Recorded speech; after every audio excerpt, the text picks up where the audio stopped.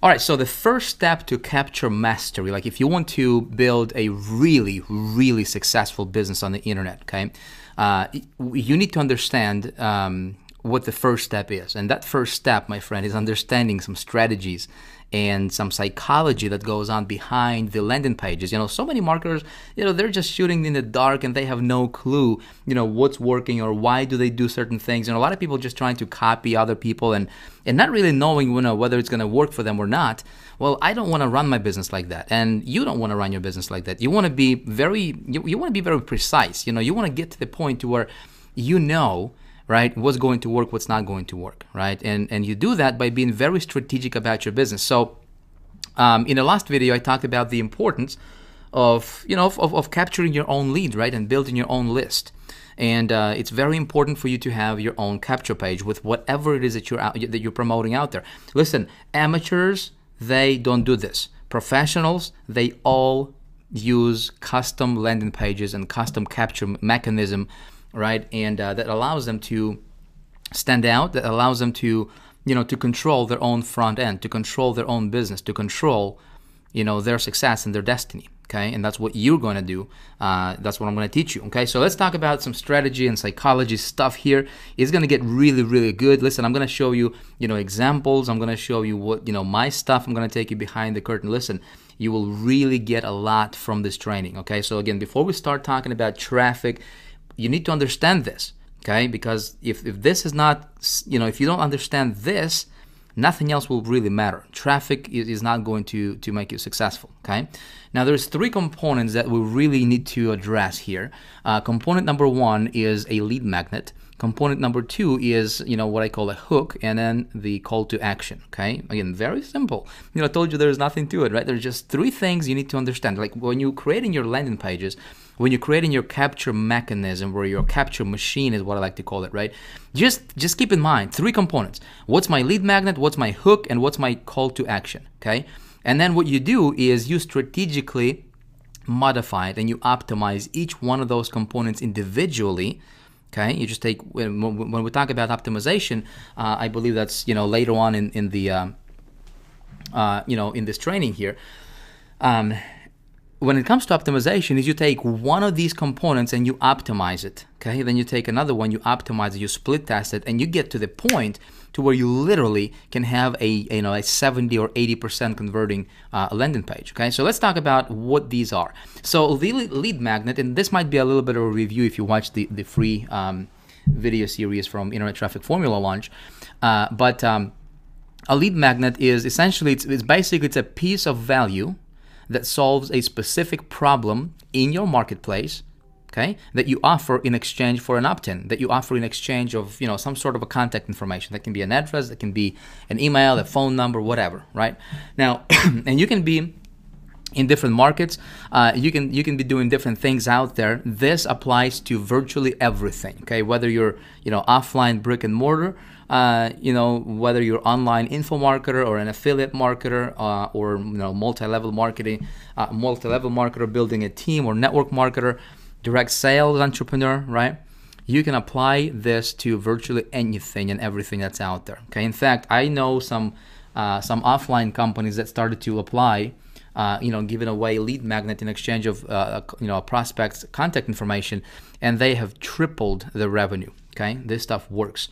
Now, here's what's important, okay? Before you can address and kind of give away or give them information that addresses a specific problem in the marketplace, you need to know your market, don't you? Okay, so how do you know your market? How do you, like, if you're an info marketer, okay, how do you know your market? Well, you can know your market. There's different things we can do, okay, as strategic marketers. Okay, again, pay attention to this. Don't just watch this video, my friend, from a perspective of just watching it and just to get that information. I want you to be watching this from a perspective of, being very strategic, okay, because every single thing I do in my business, okay, whether from posting something as simple as posting a Facebook post, to running a campaign, to to tweaking my business, to just doing anything in my business, there is a strategy and there is a reason for every single thing that I do, okay, in the business. I don't do stuff just for the sake of doing it, okay? Now, to know your market, you can do surveys, okay? So you can go and you can create a survey. Okay, you can go to like surveymonkey.com and you can survey your you can create a survey, for example, and you can post a survey on your Facebook, and if you have some followers, or you can even run an ad, like a Facebook pay-per-click, right, targeting people who are in your market, okay, and you can do that. I'm going to show you how to do surveys a little bit later on. Okay, you can just look in the forums of what people are talking about in your particular niche. Okay, what are their questions? What are their concerns? What are they talking about? So this is how you can gather some intelligence. You can go to like Google groups, right, and just pay attention to what folks are talking about. There's different events and workshops going on in your niche, in your marketplace, right, in your industry, whatever you're a part of. Okay, if you just kind of listen. We got 2 ears and 1 mouth. We should be listening twice as much as we speak, right? Unfortunately, or fortunately, it depends how you look at it, right? A lot of people, they just speak twice as much as they listen. Well, I'll tell you one thing: I listen twice as much as I speak. Okay, and so I want to hear what people are talking about at the events, and I want to hear what their challenges are, right? You can also, if you have customers or clients, you can survey them, okay, see what they're telling you. You can pay attention to social media. You can pay attention to your competition, okay? Take a look at what your competition is doing, what they're talking about in their ads. You can look at what they're doing in their emails, okay, what kind of emails they're sending out. One thing that I would recommend you do is, if you want to get really strategic about your business, is open up a different email account, okay, like a Gmail or Yahoo or whatever, and just go and opt in and subscribe to your competition's email, okay, and just see what they're talking about, just see what they're sending out to their list, how they're communicating, and you'll be able to see, right, strategically, and you'll be able to pinpoint, some of the flaws and some of the challenges that's going on in your industry, right, what your competition is talking about, so that you can address it. You can go and you can participate in community, right? There's like Facebook groups, and there is generally, if you're in any kind of niche, there is usually a community of people who gather at places, whether it's physical locations or online, right, in a cyberspace and social places, and you can just talk to them, right? You can also deploy what I call intelligence or intelligent campaigns. Okay, what you do is, again, I would actually spend money. Now, you might not do this right out of the gate, but this is something that I like to do from time to time. I would literally deploy something I call the intelligence campaign.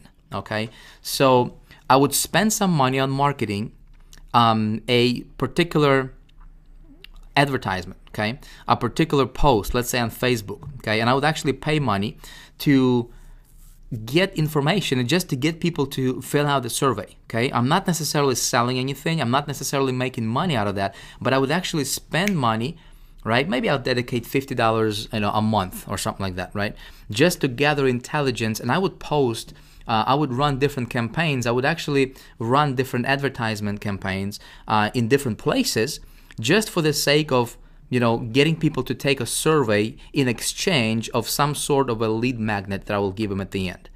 Okay, so I'm basically killing 2 birds with 1 stone. Check this out.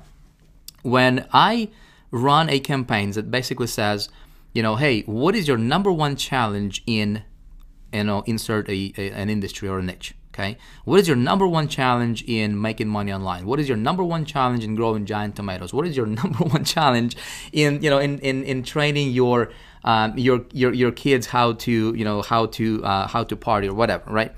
Whatever your niche, whatever niche you're in, my friend. What is your number 1 challenge with weight loss? What is your number 1 challenge in growing your chiropractor practice, right? Whatever, okay? This applies to everything, and so you can say, fill out this survey and get a free blank, okay, report, video or something else, right, that reveals, whatever, okay.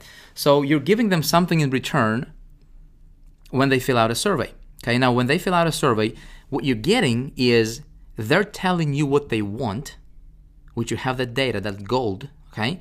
Number 2 is you have their opt-in because they opted in, okay. And number 3 is now you have a list that told you exactly what they want, and guess what? Your job is to basically find what they're looking for and present it to them, and boom, you're making money. Does that make sense? So again, we're going to talk about that a little bit later on. But here is the a diagram that will make sense to you. Okay, this forever changed my business. Now, I did not invent this. I'm not going to take the credit for it. I learned this from one of my mentors, and this is called results in advance. Okay, so check this out. Let this line represent, let's say point A. Okay, this is your prospect, your potential customer. They're not happy. Okay, and then point B is where they want to be. Okay, they want to be happy. So I'll give you an example from my industry, from my niche. Okay, I'm in the internet marketing niche. Okay, so I serve people who want to earn more money on the internet. They want to build their businesses online, right? They want to grow teams on the internet, and they just want to be, maybe they want to sell more stuff online. So that's my kind of people, right, that I serve. And so from just looking at the overall, right, the industry, and just paying attention to what's going on in the industry, from surveying people, from just being active in the community, I know there are several things that people, or several stages that people have to go through in order to get to that end result or the end destination, okay, which is where they're happy, where they're making money, right, and they have more time freedom, they work from home, life is awesome, okay. This will be true for virtually everything out there and for virtually every industry that's out there. Okay, so there is typically 3 or 4 or 5 things that people need to go through, like milestones, in order for them to go from point A to point B where they really want to be. Okay, so for example, in my industry, there's 4 main things that people, let's say if somebody is not making money and they get started and they want to make money, okay? Well, if you just break it down, what are the 4 main things that people need help with? Or 4 main milestones. I can't even.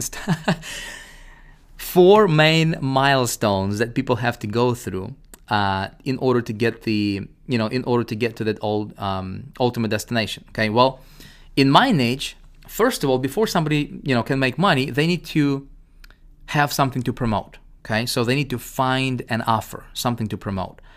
Once they found an offer, when they have something to promote, they need to create a landing page for that offer, something that I teach, something, again, I'm teaching you, right, how to do, so that they don't rely on somebody else, they rely on themselves, okay? Thing number 3 is they need to get some traffic to that landing page promoting that offer, okay? These are the milestones. And then thing number 4 is they need to be able to convert that traffic into sales. So here's what I can do, okay? I am being very strategic about this approach and when I market anything, okay? Knowing this about my marketplace, what I'm going to do is I'm going to deploy some lead magnets, okay? Whether it's a PDF report, I'm going to give away a video, I'm going to give away a webinar, I'm going to do a teleseminar, or maybe a mind map, cheat sheet, maybe I can record an audio, I'm going to give away a piece of software or some sort of a sample, whatever. Any one of these, right, can be my lead magnet. And you know what I'm going to do? Here's what I'm going to do. Check this out. I'm going to take one of those components, okay, one of those 4 things, just one, and I'm going to say, let's say that I'll take the first one, okay, finding an offer. Well, check this out. If somebody wants to make money on the internet and they want to make money, well, first of all, they need to have something to promote. So I can create a video, okay, and I can say, hey, free video reveals how to make money on the internet, step 1, okay? Or I can say, here's how you can start making money on the internet step by step. Okay? And then that first video would reveal step 1 in the formula, or step 1 on this timeline here, which is, hey, excuse me, in order for you to make money online, you need to have something to promote, right? See, something as simple as that, but most people don't think about it, okay? Most people try to overcomplicate a very simple thing, and if you, as a marketer, you'd be very strategic about your marketing, and if you just break things down and simplify things for people, my friend, people are going to love you, okay? People are going to be opting into your stuff. They'll be paying attention to you because most people out there, most other marketers out there, they're trying to deliberately overcomplicate things so that they keep people confused and so that hopefully people come back and buy more stuff from them.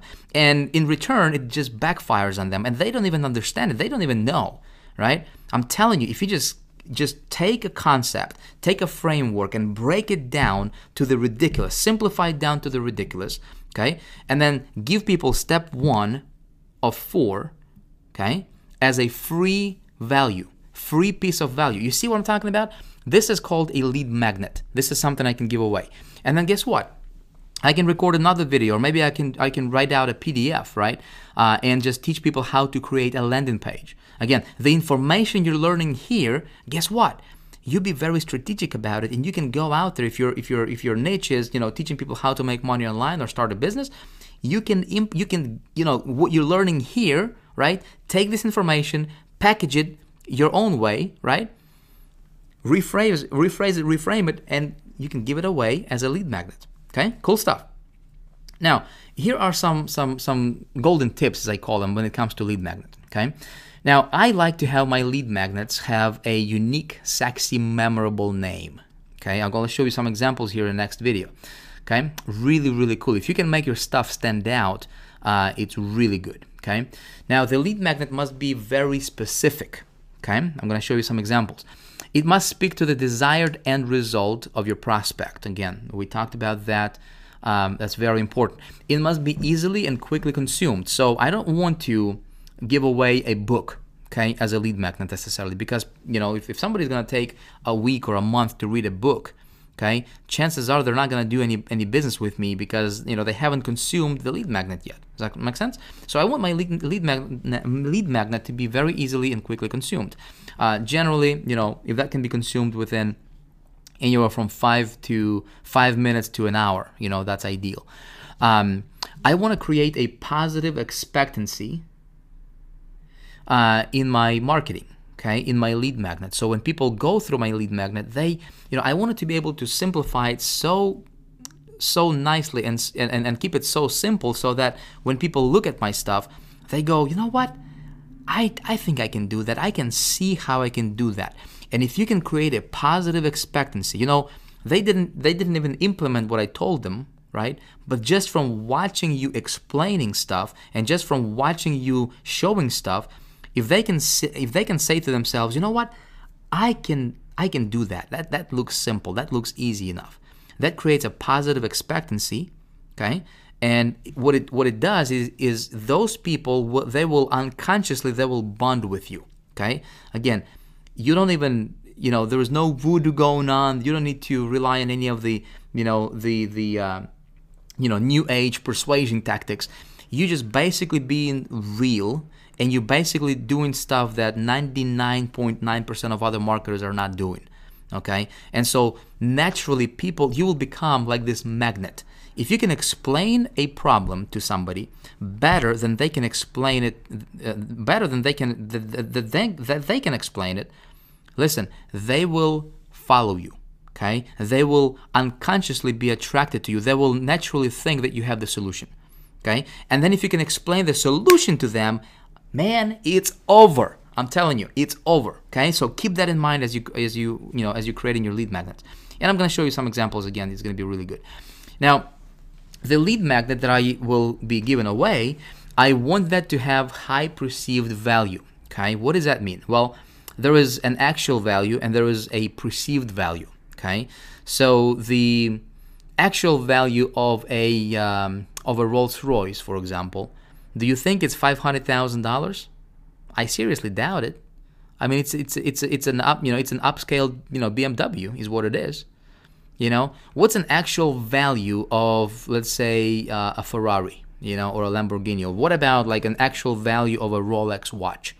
Okay, I mean, what's the difference between a Timex and a Rolex from an actual value? Okay, well, not much, really, not much. I mean, Rolex, yeah, it's better. I mean, it's made in Swiss and everything, but is it actually worth 500 times more than a Timex or 100 times more than a Timex? No, but perceived value is when people look at something and they and like, for example, there is an American Express black card, okay?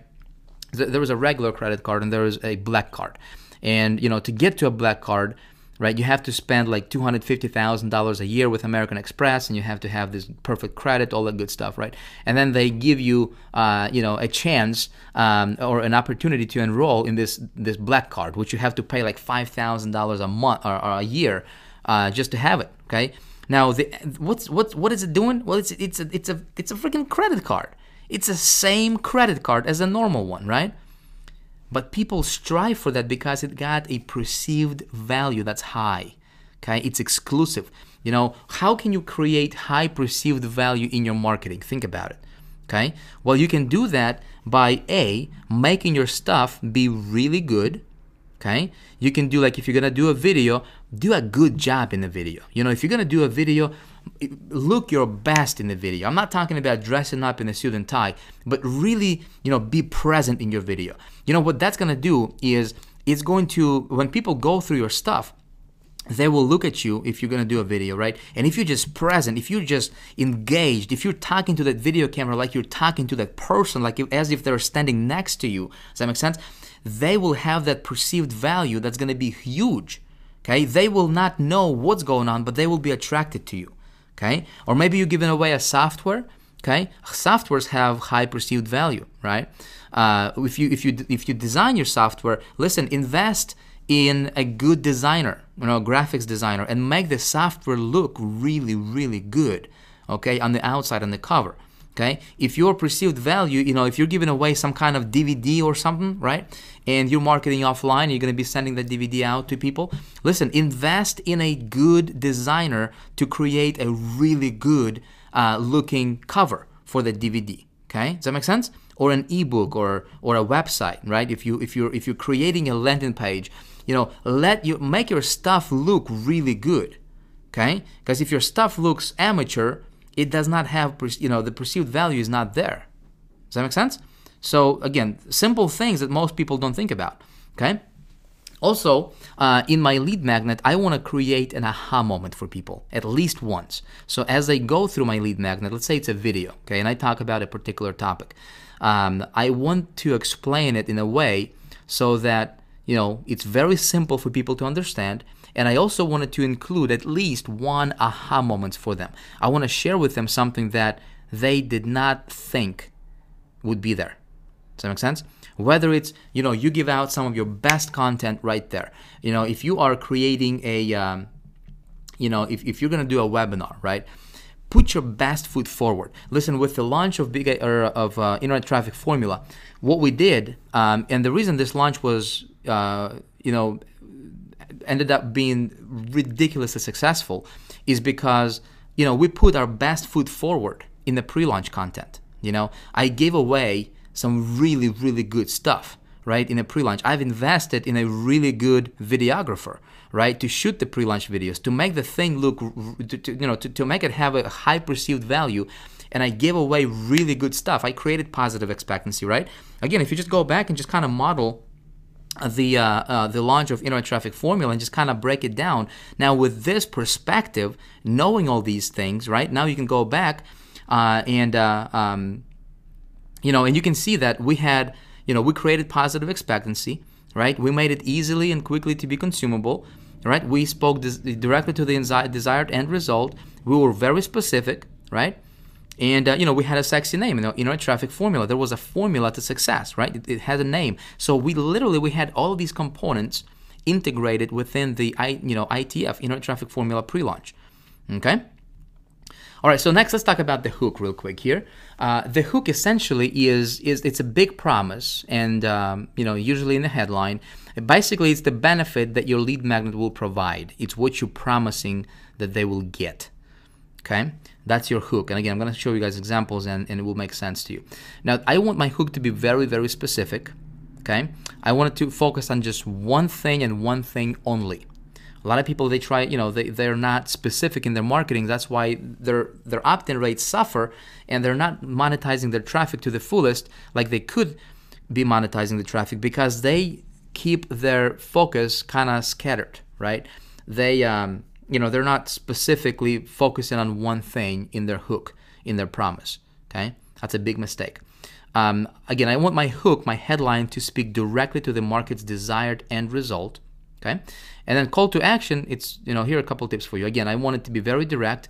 I would like personally to have at least 2 to 3 call to actions on the page, okay, on my landing page. Now, guys, we're talking about the landing page here still, okay? This is still Capture Mastery. I'm explaining to you some psychological things and some strategical things, right, that you need to understand what goes on kind of behind the curtain, right, that is not visible, but it's there. And when you implement it and when you create it from, with knowing all these things, right, then you have then your landing pages will convert better. Okay. Here's something else that works really well sometimes is unusual looking arrows. Okay. Sometimes that can help conversions. Again, I'm going to show you some examples. One thing that I've discovered that allowed me to eliminate a lot of the fake emails that people enter sometimes, right? Is I just, add this little magical phrase. I say information will be emailed or will be sent to the email address provided above, and usually I put that under the the call to action button.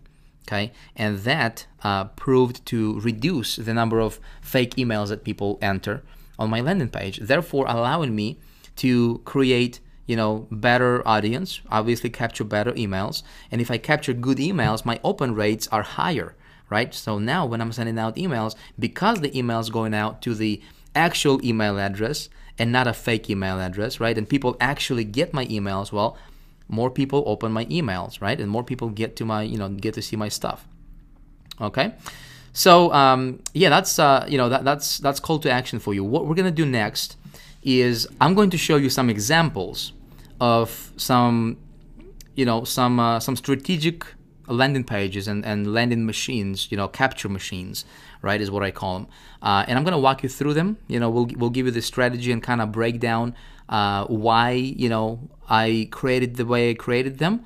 And then, so, I want you to take a look at them so that you can have something you can model after. Okay?